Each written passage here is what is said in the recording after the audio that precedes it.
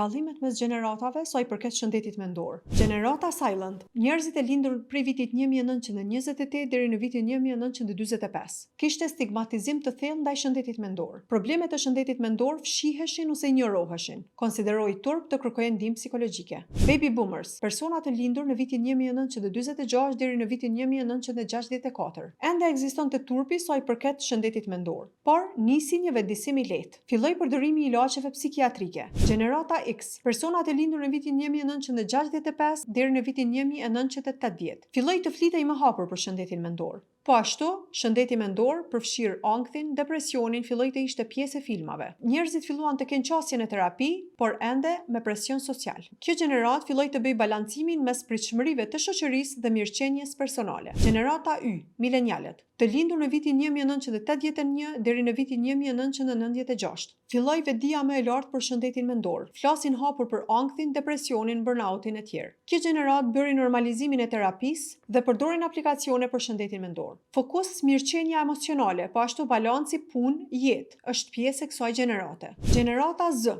njerëzit e lindur prej vitit 1997 deri në vitin 2012. Konsiderohet si gjenerata më e hapur ndaj shëndetit mendor. Flasin për ndjenjat, kërkojnë ndihmë edhe aktivizohen për kauza të shëndetit mendor. Terapia shihet si formë fuqizimi për këtë gjenerat. Ka rritje të ndjeshmërisë ndaj gjendjeve si ankthi, depresioni, ADHD e tjerë. Rrjetet sociale ndikojnë ndonjëherë negativisht te kjo gjenerat, por ka edhe vetëdijsim nga rrjetet sociale sa i përket problematikave të shëndetit mendor. Gjenerata Alfa, të lindur pas vitit 2012, janë gjenerat që po rriten në një ambient ku shëndeti mendor është edukim. Prindërit Z dhe milenial janë të hapur për trajtimin e fëmijëve të tyre te psikologu. Këto janë dallimet e gjeneratave sa i përket pjesës së shëndetit mendor.